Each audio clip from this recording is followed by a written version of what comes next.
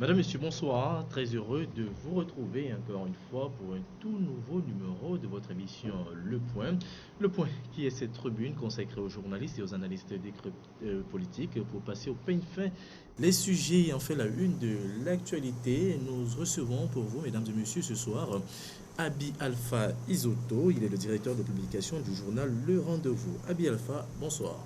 Bonsoir, bonsoir confrère, bonsoir à la rédaction de la RTDS et aux téléspectateurs. Voilà également sur ce plateau Fabrice Petiesi, directeur de publication du journal Le Libéral. Fabrice, bonsoir. Bonsoir à tous les téléspectateurs. Voilà, ravi de vous retrouver après ce long moment d'absence. Et avec vous, nous allons, comme je le disais tantôt, passer une heure de temps pour analyser un peu les sujets qui ont fait la une de l'actualité de la semaine. Nous allons ouvrir les échanges avec ce sujet. Nous avons assisté à milieu de semaine à cette sortie médiatique des avocats de Pachanya Simbe co-accusé qui demandent, comme le préconise le groupe de travail sur la détention arbitraire, la libération de leurs clients. Nous allons suivre le reportage juste après. On revient ici en plateau pour les échanges. Nous ne sommes pas les seuls. La conférence de presse animée ce mardi par les avocats de Pachanya Simbe et co-détenus avait un seul objectif, lever l'équivoque sur la décision du groupe de travail sur la détention arbitraire rendue publique lors de sa 71e section. Le groupe a rendu son avis. Et c'est cet avis qui fait polémique aujourd'hui, qui fait l'objet de toutes nos angoisses. Parce qu'on est vraiment angoissé en tant que juriste. L'avis dit que Pachanya Simbe et ses co-détenus sont en détention arbitraire, sans les autres formalités, considérations juridiques. L'avis dit également, dit au gouvernement togolais de les libérer sans attendre. Autrement dit, de les libérer sans délai. Dans un pays normal, lorsqu'on dit cela, les gens sont libérés dans les 2 semaines qui viennent. Cette décision de libérer Pachanya Simbe et co-détenus n'est pas la première du genre. En 2013, la Cour de justice de la CEDEAO avait exigé qu'ils soient libérés et dédommagés puisque le procès de leur condamnation n'avait pas été équitable. Et même malgré la décision du groupe de travail sur la détention arbitraire, rendue publique depuis le 19 novembre dernier, c'est toujours le statu quo. Nous sommes presque à 3 mois de la décision. Nous avons demandé à rencontrer le ministre pour discuter avec lui des conditions de la libération, parce qu'il y a des procédures. Il se peut qu'il ne le sache pas, je ne le sais pas. Mais les autorités judiciaires savent exactement ce qu'il faut faire dans ce cas-là. Qui doit prendre les actes qu'il faut pour libérer. Bon, nous voulons discuter avec eux pour savoir comment ça va se faire, et etc. Mais le ministre nous a renvoyé auprès de l'avocat de l'État dans ce dossier. Je n'ai pas compris. C'est donc, si comme vous le dites, il nous a tourné en brique. C'est qu'on ne veut pas exécuter. Les avocats de la défense, eux, continuent à exiger pour leur part la libération de leurs clients dans les plus brefs délais. Il faut en outre rappeler que Pachanya Simbe et co-accusés avaient été inculpés dans l'affaire d'atteinte à la sûreté de l'État. Voilà, retour sur ce plateau. Chers confrères, vous venez de suivre l'élément qui vient de passer. À BFA, vous avez préparé cette conférence de presse. Déjà, quel est le premier commentaire que vous faites déjà de cette sortie médiatique? Oui, c'est une sortie médiatique. Peut-être qu'elle est venue un peu tard, mais il vaut mieux tard que jamais. Le conseil de M. Pachanya Simbe, co-détenu, a jugé bon, après plus de 2 mois d'attente, de faire cette sortie pour, n'est-ce pas, informer le grand public par rapport à cette disposition, cet avis rendu par le groupe de travail sur les tensions arbitraires de l'Assemblée générale des Nations Unies. Donc, ils étaient à l'hôtel Sarakawa avec les journalistes, c'est sans équivoque. L'avis, je crois bien, a été rendu depuis le 19 novembre. Il a été signifié à l'État togolais dans la semaine du 20 janvier. 2 semaines après, je crois bien le 6, le 6 du mois suivant, il a été signé, n'est-ce pas, signifié, envoyé au plaignant, qui est le groupe de Pacha et autres. Malgré ça, les gens sont encore détenus. On ne comprend pas. Donc c'est normal que ceux qui sont censés veiller au grain par rapport à Pachanya Singbe, co-détenu en tant que client, puissent faire cette sortie. Donc je pense qu'elle est un peu venue tard, mais mieux tard que jamais. Parce que les dispositions par rapport à ce groupe de travail, normalement dans les 2 semaines, qui suivent, comme l'a dit Maître Adjavon, il devait être libéré. Voilà. Est-ce que le groupe, les travaux du groupe de travail sur la détention arbitraire sont au-dessus des juridictions nationales? Est-ce qu'il faut remettre en cause le jugement donné par nos juridictions en place? Elles ne sont pas des juridictions, c'est vrai. Mais je crois que le Togo est membre de l'ONU depuis le 20, et je crois bien, septembre 1960. Et ça fait autour de 50 ans que nous sommes membres de plein pied de l'ONU. Et l'ONU, c'est toute une panoplie de départements. Le département lié à l'enfance, au genre, à la torture, tout ce que vous savez. Et ça marche ensemble. C'est toute une machine qui va avec ces démembrements. Nulle part on nous a signifié que le Togo n'est plus membre de l'ONU. Et ce n'est pas par le Togo que ce groupe commence son travail.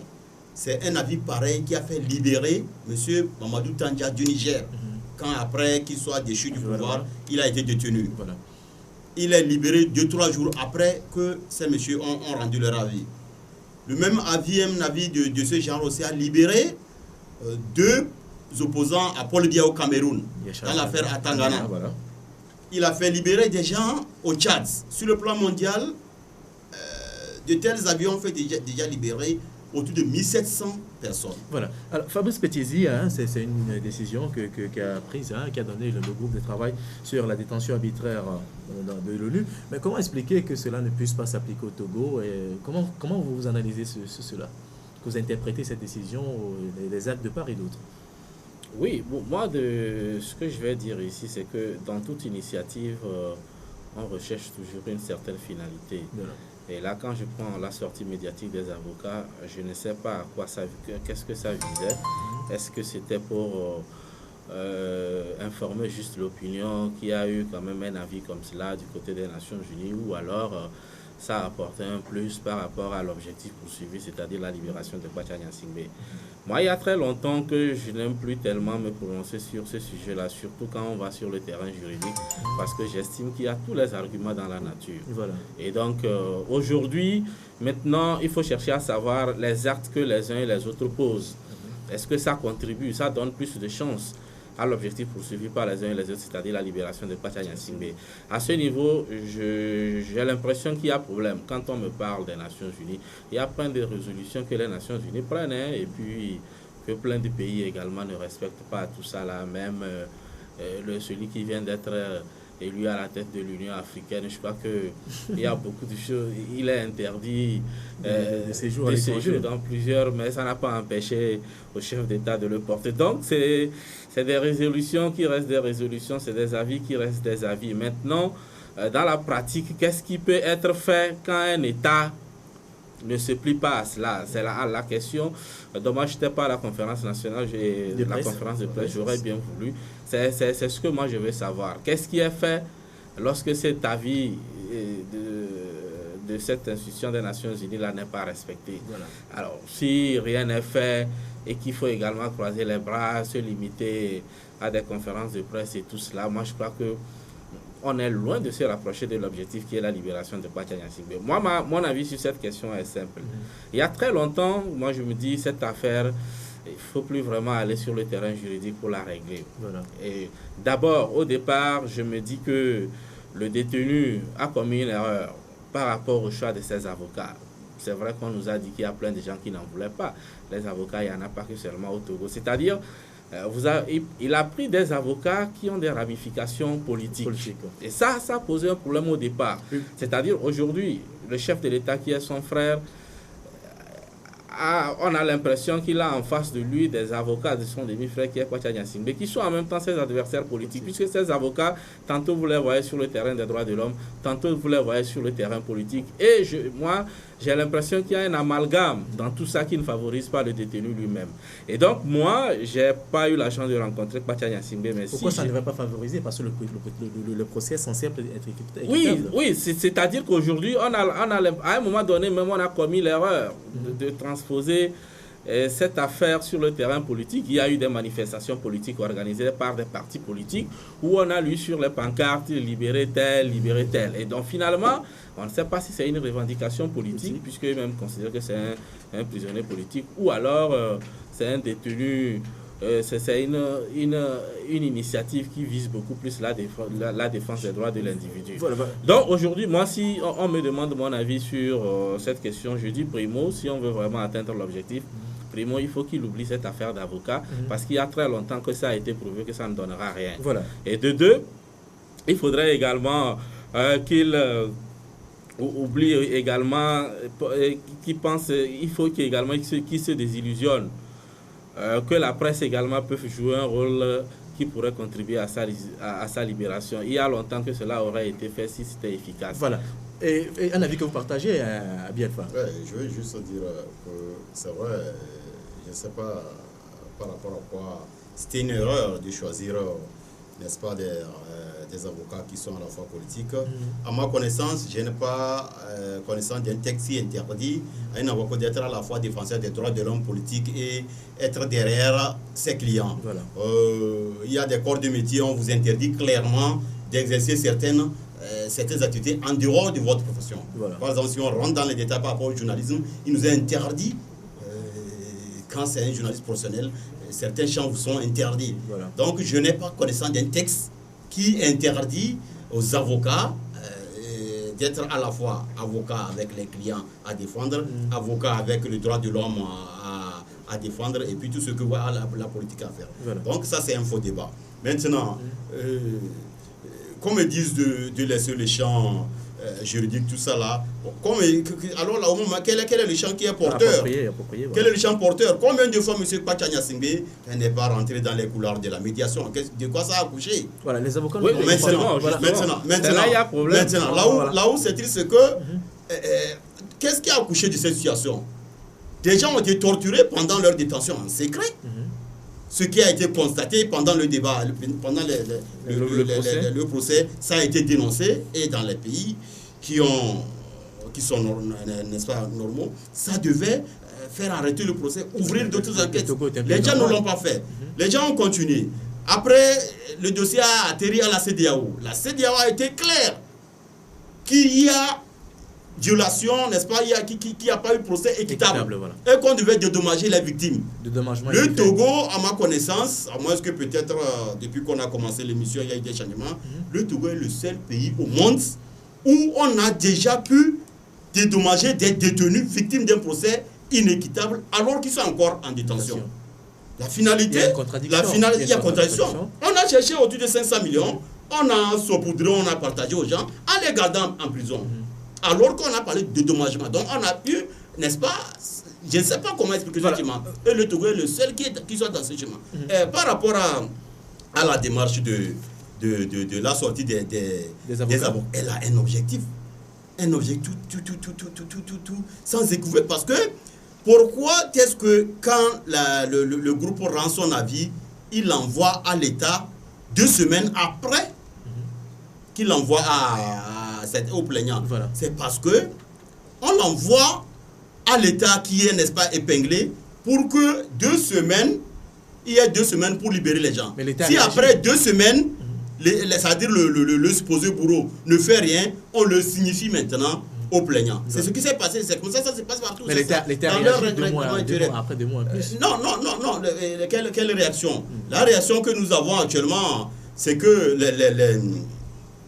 les avocats ont fait une démarche vers le ministre de la Justice, qui leur demande d'aller voir l'avocat. L'avocat de s'étonner, de les retourner à l'État.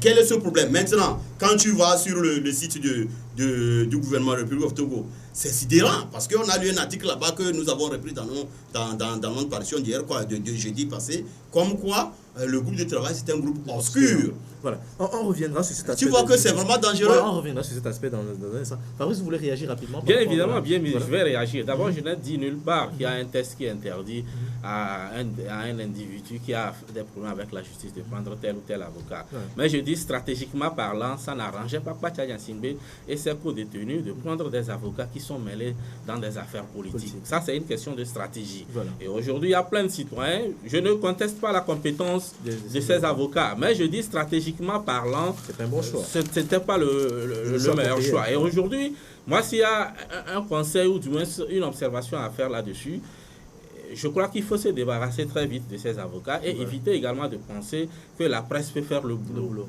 Et de deux, donc maintenant, la situation c'est quoi? Je vais vous donner un exemple tout simple. En septembre 2012, lorsque ce procès-là avait lieu, il y a Essol Isam Gnassingbé, qui est également un des frères du chef de l'État. Il faisait partie de l'un des tout premiers à avoir pris la parole lors du procès. Et quand il a fini de parler, Ajavon de sa bondit pour dire lui n'est plus son avocat, que lui se déconstitue. Et cet homme, le procès allait jusqu'à la fin, il n'avait pas d'avocat. Et à la fin, c'est le premier à être libéré. Et moi, je crois qu'il faut lire entre les lignes. Et comprendre que c'est pour ça que je dis, quand on amène ce problème sur un terrain judiciaire, je suis très pessimiste par rapport à son issue. Voilà. Et donc, ce que moi je préconise aujourd'hui, il faut vraiment, lorsque mon confrère dit que qu'est-ce qu'il n'a pas fait, quand au même moment, vous avez l'impression qu'on vous dit que les gars entreprennent des choses en coulisses pour une médiation, et au même moment, les avocats font de ce genre de sorties, il y a amalgame. Il y a amalgame parce qu'aujourd'hui, même s'il y avait une envie de le libérer, si on le libère, c'est comme si c'est sur la pression des avocats. Et je ne sais pas si ça rend vraiment service. Voilà. Je n'ai rien contre les avocats. Je reconnais leurs compétences dans leur domaine. Et ce qu'ils font, c'est ce qu'ils peuvent faire en tant qu'avocats. Mais je dis, il y a longtemps que moi, je me dis qu'il faut que si les gens veulent vraiment la libération de Kpacha Gnassingbé, j'en fais partie, parce que j'estime qu'il est également temps qu'il retrouve sa famille et tout ça. Là, on ne peut pas souhaiter la prison à son pire ennemi. Mais si les gens ont vraiment envie de sa libération, comme ils le proclament tous les matins, je crois qu'il faut qu'il prévoie des stratégies. Le terrain juridique est fort clos. Parce que vous avez parlé de la cour de la CEDEAO ici, vous avez parlé qu'elle a demandé de libérer. Là aussi, il y a débat. On a parlé de dédommagement. Certains ont estimé que dédommagement, ça veut dire libération. D'autres ont dit que la cour s'est exprimée dans un langage diplomatique. Or, le droit, c'est une science où on doit appeler un chat un chat. Voilà. Pourquoi la cour n'a pas dit, par exemple, libérer et dit, bon, passe par un langage diplomatique. Donc, sur ce point, c'est pour ça que je dis, sur le terrain juridique, il y a tous les arguments dans la nature. Voilà. Et moi, j'estime ici que si des gens veulent vraiment la libération de Kpacha Gnassingbé, il faut lui faire comprendre qu'il n'a qu'à oublier cette affaire d'avocat. Pas parce qu'ils ne sont pas compétents, mais parce que nous sommes sur un terrain qui, à mon avis, s'écarte un peu du domaine de la justice. Voilà. Et Abiel Fa, c'est un avis que vous partagez. Je crois que c'est pas possible parce que quand on fait un petit feedback, c'est M. Faure Gnassingbé qui a lancé le débat. Dans la fièvre de sa détention à l'ANR, à la prison, pour aboutir à la prison civile. La détention de Kpacha Gnassingbé. Oui, de Kpacha Gnassingbé et ses compagnons d'infortune, en passant par le procès. Mais dans un discours en 2009, qu'est-ce que M. Faure Gnassingbé a dit? Il a dit qu'il est sensible à la fibre familiale, mais qu'il tient à ce que la justice fasse son travail. Et depuis là, les avocats sont dans ce rôle. Comment M. Faure Gnassingbé peut encourager à ce que la justice fasse son travail sans que pardon. Il y a aussi ce qu'on appelle la grâce présidentielle. S'il vous plaît. Comment est-ce qu'on peut, n'est-ce pas, en tant que chef de l'État, proclamer aux yeux au vu aussi de tous les Togolais comme quoi je tiens à ce que la justice aille jusqu'au bout. C'est ça il avait dit, aille jusqu'au bout.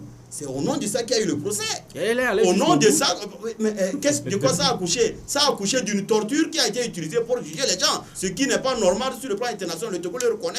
Nous ne savons que nous n'avons pas connaissance du Togo qui s'est retiré de ces dispositions. Oui, c'est pour ça que j'ai posé une question. Pour te permettre d'avancer. Qui s'est retiré. Maintenant, du Togo, c'est allé à la CEDEAO. Je dis bien que jusqu'à présent, le Togo est le seul qui fait la pancréatité, qui a pu dédommager les gens en les gardant en prison suite à un procès inéquitable.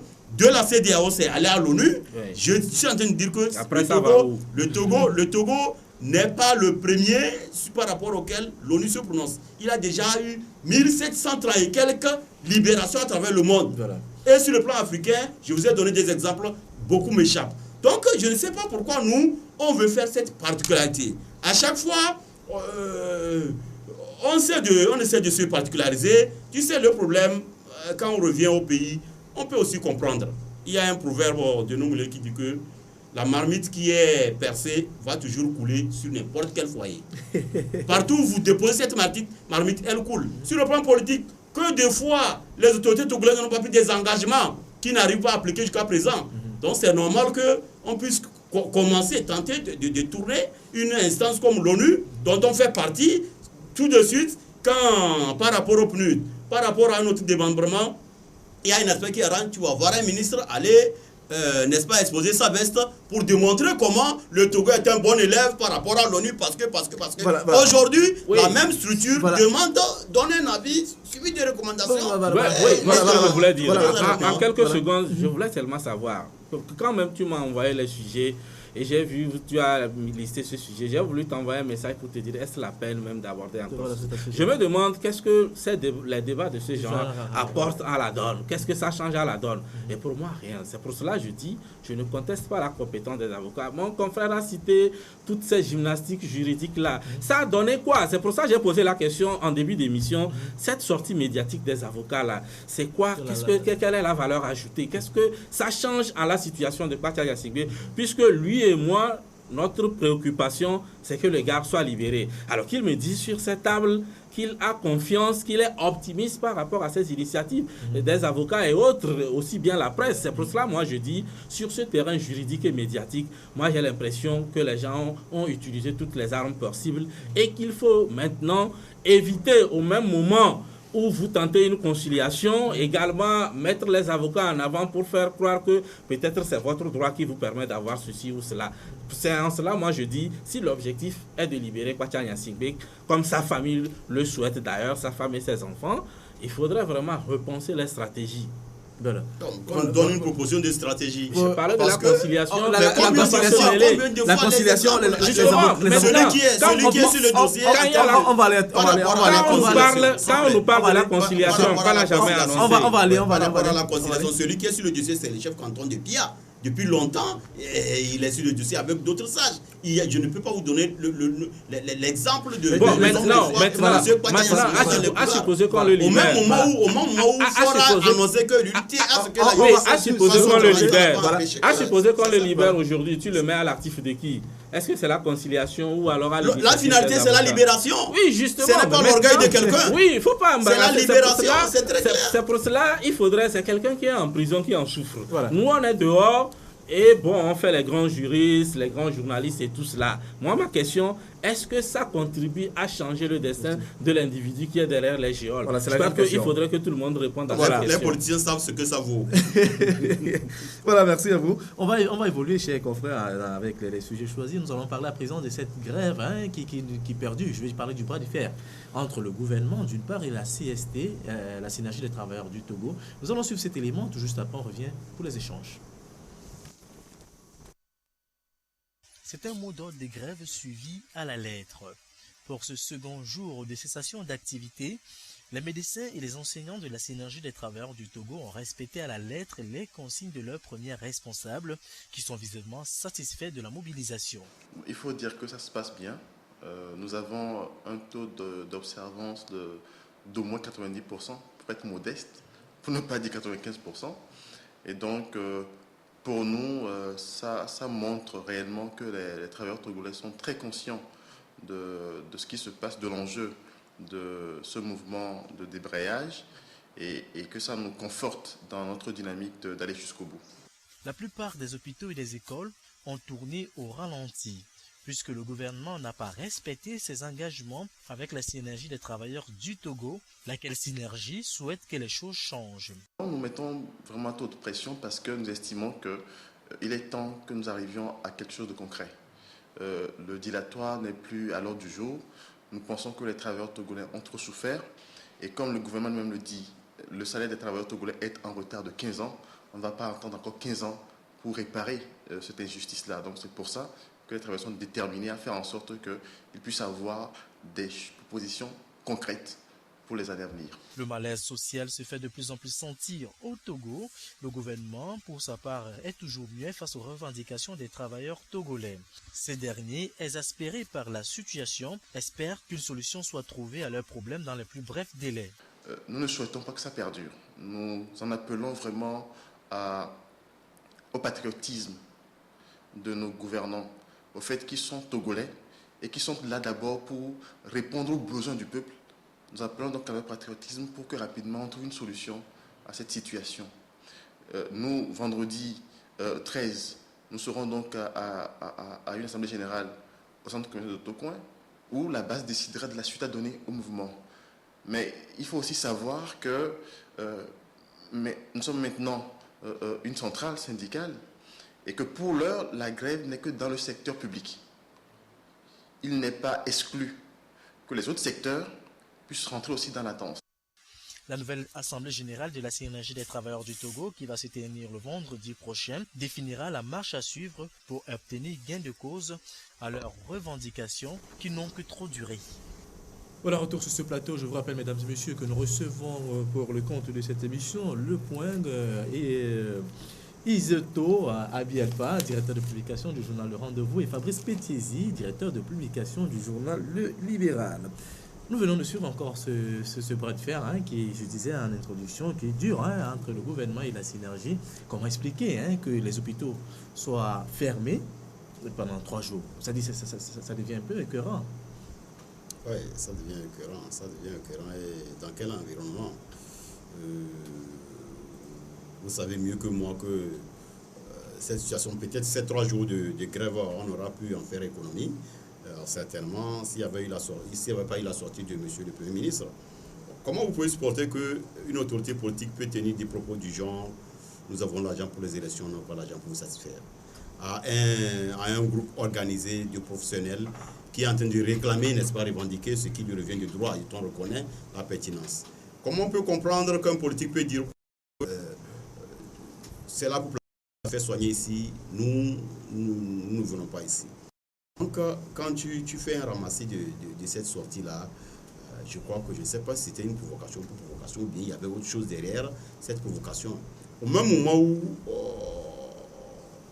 il y a un mécanisme qui est en train de discuter avec ces messieurs-là pour, n'est-ce pas, les amener à mettre de l'eau dans leur vin, on ne fait rien dans ce sens. On se jette dans la provocation. Et ça accouche de ce que ça a accouché. Je dis bien encore, les 3 jours-là, on pouvait en faire économie. C'était vraiment, ces 3 jours étaient une réaction pour démontrer à l'autorité que les agents, les fonctionnaires ne sont pas d'accord avec cette sortie. Et que désormais, à partir de la sortie de M. le PM, ils savent quelle est la vraie intention de l'autorité publique et ils seront sur quel pied danser. Ouais. Bon, je pense que ce n'est pas une bonne chose. Je dis toujours que là-bas, ce n'est pas une affaire de parti politique, c'est une affaire de fonctionnaires qui marchent au même budget et qui ont les mêmes problèmes, qui ont les mêmes soucis, qui travaillent dans le même environnement avec des difficultés. On vient de nous dire ici que l'État reconnaît que le salaire du Togolais est en retard de 15 ans. Je ne sais pas pourquoi les gens veulent faire le pied de grue. Si on suppose que c'est 12 points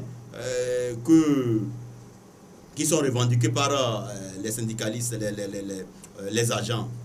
Si demain matin, M. Aoumezounou et son groupe nous démontrent que sur les 12, 4 sont satisfaits, et que Solignano et son groupe continuent par montrer les biceps, on va dire, mais vous n'êtes pas les seuls, on doit nous construire les routes, on doit faire ceci, cela, et que l'État c'est un ensemble.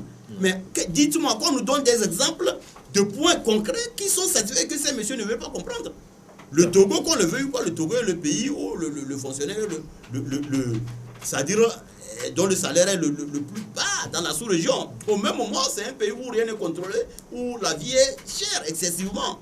Même les services publics qui pouvaient être maîtrisés en termes de prix, l'eau, l'électricité, la communication, je dis toujours que c'est la plus chère en Afrique après la Guinée. Ça, je le dirai toujours. Voilà. Jusqu'à ce que le staff de Togo Télécom me prouve le contraire. Voilà. C'est la plus chère après la Guinée. Donc, la Guinée est la plus chère après la Guinée, c'est le Togo. Voilà. Je n'ai plus l'exemple de notre pays.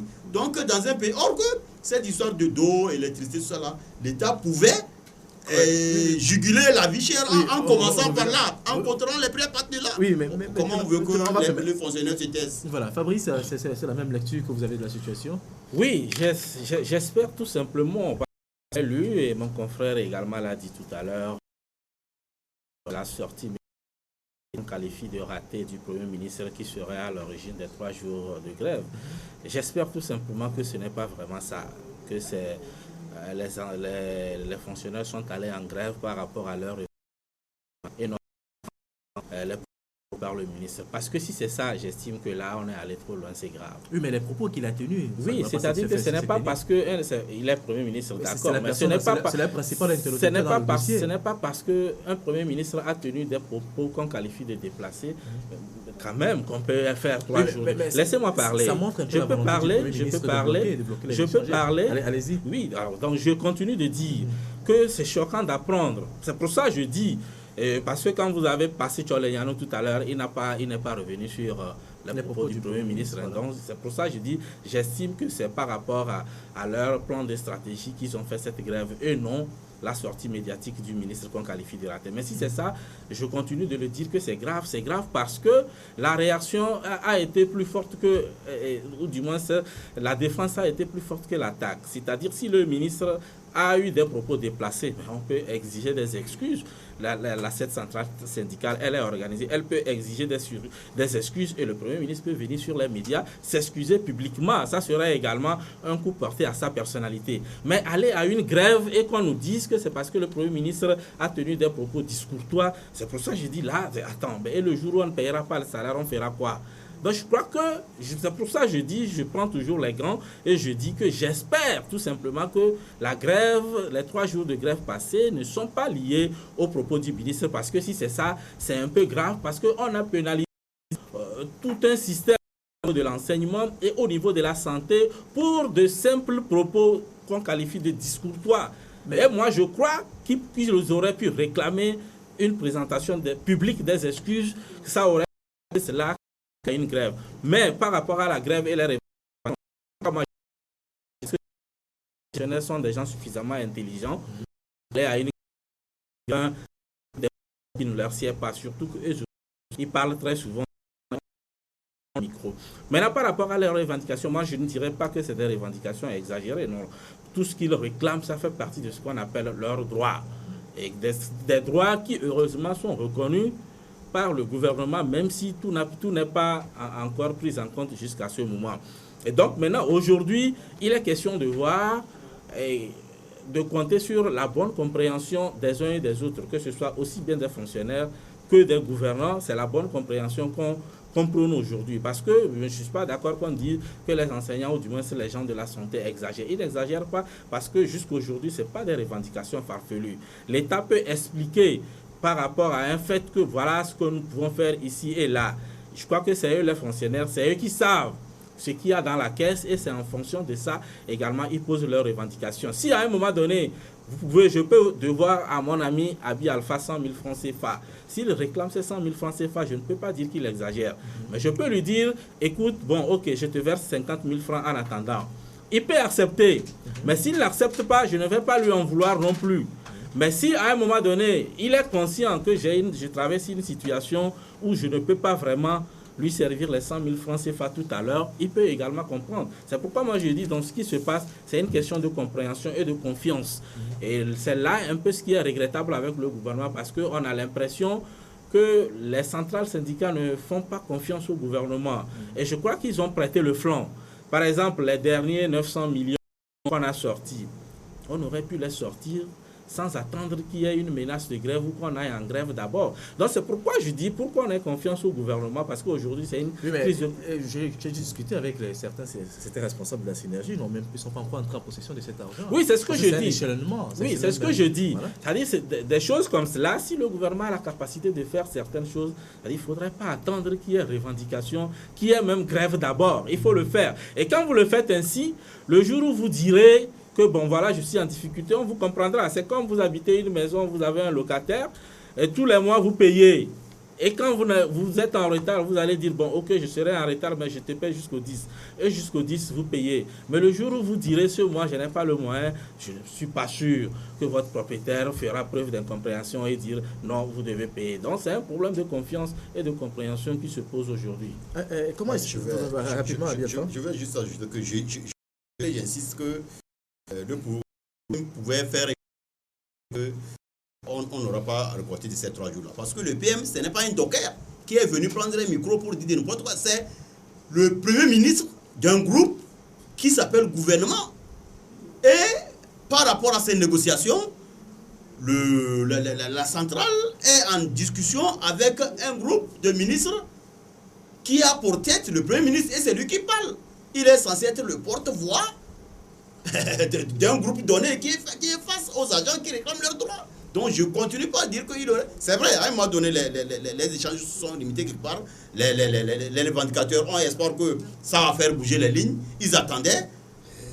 Ils pouvaient faire économie ici. Le monsieur n'est pas sorti. C'est une parenthèse. Oui, maintenant les 3 jours, quel impact ça a eu sur le Premier ministre? Au moins, s'il avait été éjecté de son fauteuil, on aurait pu comprendre que la grève a eu un impact, puisque finalement, il est à la primature. Et peut-être, qui sait, avec les élections, il quittera la primature et il ira rester tranquille dans son village. Quel est l'impact de cette grève de 3 jours sur le Premier ministre? Il y a qu'au Togo où on peut s'interroger, on peut se poser cette question. Qu'une grève une grève ne fait ni chaud ni froid à un Premier ministre. C'est seulement le Togolais qui peut se poser cette question. En tout cas, moi, je pense que eux qui gèrent, non, le Togolais n'a pas l'habitude des choses. Mais ceux qui gèrent, moi, je ne crois pas que la grève était liée au propos du ministre. Ceux qui gèrent l'État savent mieux que toi et moi ce que vaut ces 3 jours de cette sortie de... C'est nous tous qui payons. Donc, c'est nous tous qui payons. C'est nous tous qui payons. Le Premier ministre, c'est un fonctionnaire aussi. Mais qui s'arrête dans ce rôle, qui n'aille pas à la provocation. Oui, mais maintenant, quand il provoque, est-ce qu'il faut punir tout le monde? On ne peut pas. Fabrice, il y a une chose que moi je ne comprends pas. Il y a une chose que je ne comprends pas. Il est le principal interlocuteur dans ce dossier. Mais quand, par exemple, vous discutez avec une personne et que vous tenez d'autres propos... Oui, mais les propos qu'il a tenus, vous êtes libre de les qualifier comme vous voulez. Ça peut être discourtois. Mais maintenant, la sanction de 3 jours de grève, quel est l'impact sur Aoumé Zounou ce vendredi, ou du moins à l'instant T? Il représente les Togolais. Oui, à l'instant T. C'est pourquoi je dis l'impact de la grève, c'est qu'il y a un retard par rapport... notre économie prend un retard. Et vous n'allez pas me dire que c'est Aoumé Zounou qui paye la facture. Dans un pays où les gens n'ont pas... la facture. C'est pour ça que je dis, aujourd'hui, moi j'aurais été plus fier que la centrale exige des excuses publiques du Premier ministre si elle estime que le Premier ministre a mal parlé. Et il fait des excuses publiques et ça porte un coup. Est-ce qu'il fallait forcément exiger les excuses parce que lui-même il sait que les propos qu'il a tenus ne sont pas... Oui, mais ça se fait, ça se fait. Mais c'est pour ça que je dis, moi quand on prend une sanction, il faut voir la finalité et l'impact. Voilà. C'est-à-dire aujourd'hui, la grève de 3 jours, je ne vois en rien ce que ça a eu comme impact sur le Premier ministre. Je ne pense pas qu'on peut s'entendre sur ce point parce que nous n'avons pas la culture de rendre compte à la population dans la gestion du pays. Ça fait que les gens se disent que... Justement. Un Premier ministre, il est nommé. Ça aurait été un député qu'on aurait pu dire, bon, on l'attend aux prochaines élections. Ça veut dire que les vices ont pris la place des vertus, les gens ne savent plus, c'est-à-dire ce que représentent les postes qu'ils tiennent. Ils sont là seulement pour prendre leur salaire et, n'est-ce pas, vous savez mieux que moi tout ce que ça vaut. Donc, je pense qu'on va clore cette... Oui, mais moi, je m'en tiens au propos de Tcholenyanou. Il n'a cité nulle part que c'est parce que le Premier ministre a mal parlé qu'ils sont allés en grève. Là, je suis rassuré. Mais si on me demande le contraire, franchement, je suis choqué. Voilà. On va parler toujours de ces grèves qui se multiplient un peu partout au Togo. Nous avons assisté encore en milieu de semaine à la grève des agents de la CET, la compagnie électrique du Togo. On parlait également de la grève des transporteurs et déclarants en douane en colère. Également de la grève de l'Union des transporteurs de sable de mer. Ça fait plusieurs grèves à la fois qu'il faut gérer. Oui, ça fait beaucoup d'humeur. la CT, comme tu l'as dit, les exploitants, les transporteurs du sable de mer et tout ce terrain-là. Il y a aussi le côté portuaire qui était en grève seulement de 10 jours. Il y a seulement une semaine et encore une autre grève qui rebondit par rapport à ce secteur précis. Au fait, c'est normal, dans l'espace mois, il a été institué comme quoi il faut que les gros porteurs qui parcourent nos rues puissent avoir une limite par rapport au tonnage qu'ils doivent transporter. Voilà. Donc c'est normal pour faire économie et pour n'est-ce pas, économiser les rues, le patrimoine routier. Cela est présent dans tous les pays de l'UEMOA. Par rapport à cet aspect-là, certaines sociétés se sont fait connaître dans le paysage des grands porteurs. Donc quand un camion transporte des marchandises, il y a la bascule, il vient, il monte, on connaît son tonnage, quel est le poids du camion vide, quel est le poids du camion chargé, est-ce que c'est ça le poids requis ou bien ça dépasse. Donc quand ça dépasse, ici, on interdit carrément à ce que le camion continue, il doit déverser le trop-plein. Oui. Alors que dans les autres pays, quand ça dépasse, on vous verbalise. Par tonne de plus, vous payez ceci. Et ceci-là, ça on se sert pour entretenir cette route. Parce que ce qui se passe actuellement à notre niveau, c'est que qu'on est institué, actuellement les agents, les transitaires et autres transporteurs réclament à ce qu'on institue pour que quand un d'entre eux s'entête à mettre trop, on le verbalise qu'il paie.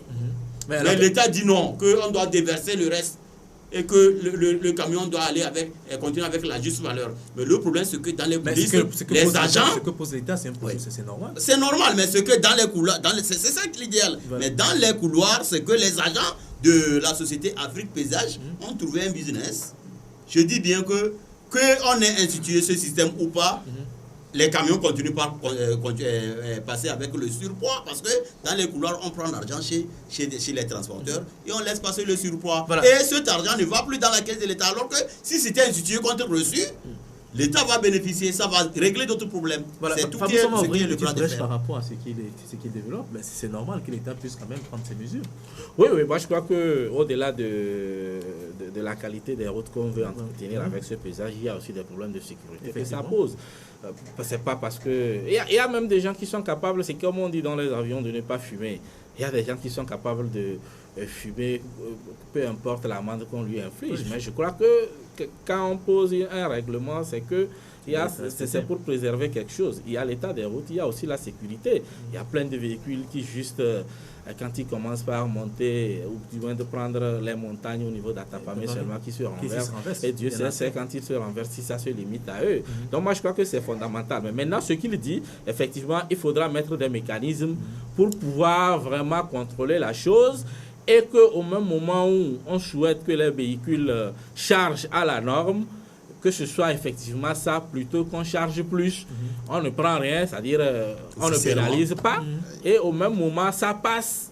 Et c'est-à-dire on perd maintenant au niveau de la qualité de nos routes, contre rien en contrepartie, et également au niveau de la sécurité. Donc je crois que ce qu'il relève, il va falloir vraiment voir clair dans ça et voir comment contourner. Puisque dans tous les États, les autres États membres ont essayé ce que nous faisons, mais ils sont obligés de revenir à l'institution de cette verbalisation parce que c'est pas possible qu'ils le veuillent ou pas. Dans les couloirs, les gens vont prendre l'argent. Les camions qui sont censés passer avec 25 tonnes vont passer avec 30 tonnes. Voilà. Mais l'État perd. C'est ça qui est le débat actuellement au port. Voilà, nous allons aborder la dernière ligne droite de cette émission qui sera consacrée, comme on appelle, à l'élection présidentielle et aux travaux qui se font au niveau de la CENI. Nous avons appris qu'une date aurait été fixée pour la prochaine élection présidentielle. On nous parle du 21 avril ou du 23 avril, je ne sais plus trop. Mais cette date ne fait pas l'unanimité. Nos amis de l'ANC contestent cette date. À Bielfa, toujours, est-ce qu'on va toujours entrer dans des contestations, Qu'est-ce qu'ils reprochent encore à cette date? Non, ils ne contestent pas pour contester. Je ne suis pas leur porte-voix, mais je crois savoir que actuellement, ceux qui organisent les élections savent qu'ils ne sont plus dans les délais constitutionnels. Voilà. C'est ça qui fait débat. Voilà. C'est ça qui fait débat. Le mandat du chef de l'État finit le 3 mai prochain parce qu'il a commencé le 4 mai 2010. Le 3 mai prochain, il est censé finir. Les élections sont censées être organisées 2 mois avant la fin du mandat. Les Les candidatures sont censées être déposées, je crois bien 45 jours avant l'ouverture du scrutin. Donc quand tu regardes tous ces dispositifs par rapport à l'armada constitutionnel pour cadrer les élections, nous ne sommes plus dans le mandat régulier. Donc c'est ça qui fait le débat. L'opposition ne revendique pas pour revendiquer. Les organisateurs, la CENI, la Cour constitutionnelle, tout le monde sait qu'il y a problème par rapport à ce délai. Entre eux-mêmes, il y a débat. Donc l'autre camp n'est pas en train de créer un débat qui n'existe pas. Voilà. Est-ce qu'il ne faut pas, comment on dit ça, quand même, s'en tenir à cette date, Fabrice, puisqu'on sait, c'est vrai qu'on a dépassé le temps requis, mais il faut quand même s'en tenir. Oui, je crois que ça reste pour l'instant à l'étape de proposition que la CENI devrait faire au gouvernement qui, en Conseil des ministres, prend un décret pour fixer. Alors, l'ANC exige que par rapport au délai constitutionnel, c'est fort clos et tout cela. Mais moi, je voudrais savoir, est-ce que cette guerre de date-là, vraiment, quel impact ça a? Est-ce que c'est arrivé à un moment, à une situation où le chef de l'État a fini son mandat et qu'il y a un vide constitutionnel et tout cela? Je crois qu'on a eu quelques expériences par le passé qui ont prouvé que en fait, c'est des débats juridiques qui finalement ne laissent aucun impact, que ce soit aujourd'hui ou demain. Je ne sais pas si l'élection a eu lieu le 21 avril. Qu'est-ce que l'opposition, par exemple, ceux qui sont contre cette date-là, qu'est-ce qu'ils perdent et qu'est-ce qu'ils gagnent si elle avait lieu 1 mois ou 2 ou 6 mois après? Je ne sais pas. Moi, c'est un peu cela, c'est ce raisonnement-là que je fais.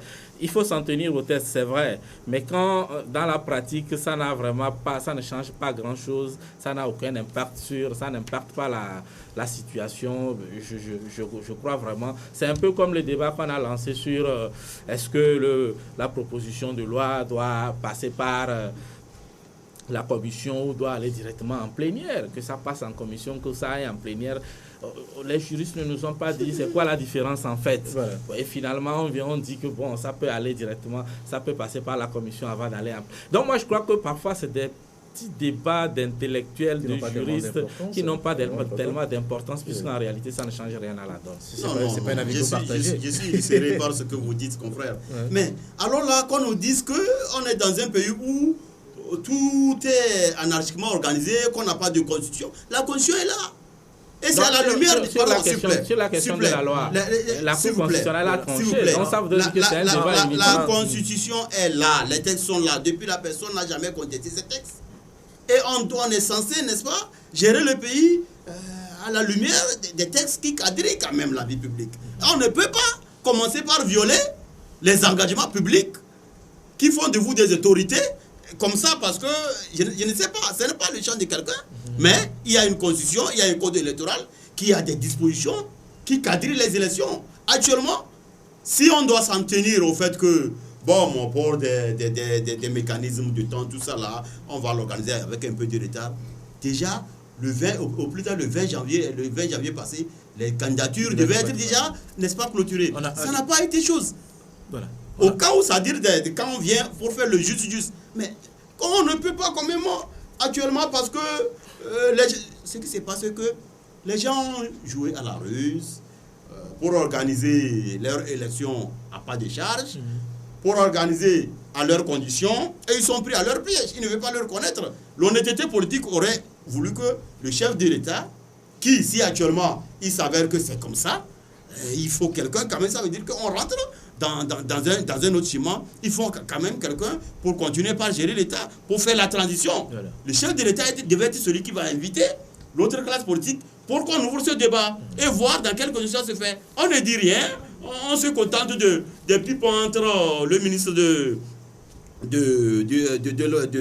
l'administration territoriale et la Cour constitutionnelle, eux-mêmes qui se disent une chose et son contraire, alors que les textes sont là, qui doivent être... Bon, ça ne se comprend pas. Qu'est-ce qu'actuellement les gens disent concrètement à la lumière des textes? Ça, ce n'est pas la charte de l'ANC, ce n'est pas la charte du CAR, ce n'est pas la charte du PNP. Mais il y a une constitution qui doit être respectée, il y a un code électoral qui doit être respecté pour que les élections se fassent dans un minimum. Oui, à part ça, maintenant la suite c'est quoi? C'est que la date doit être fixée selon un consensus politique, c'est tout.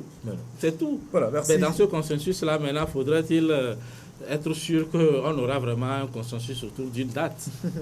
Voilà, merci à vous d'être passé sur ce plateau. Je rappelle que j'étais avec Fabrice Pétiesi, directeur de publication du journal Le Libéral. Merci d'être passé sur ce plateau. Merci pour l'invitation. Merci également à vous, Abiel Faye Izotou, directeur de publication du journal Le Rendez-vous. Merci confrère, merci téléspectateurs. Voilà, merci et rendez-vous la semaine prochaine, chers amis à la maison. Bonsoir et on se retrouve à la même heure, même chaîne. Au revoir. Merci.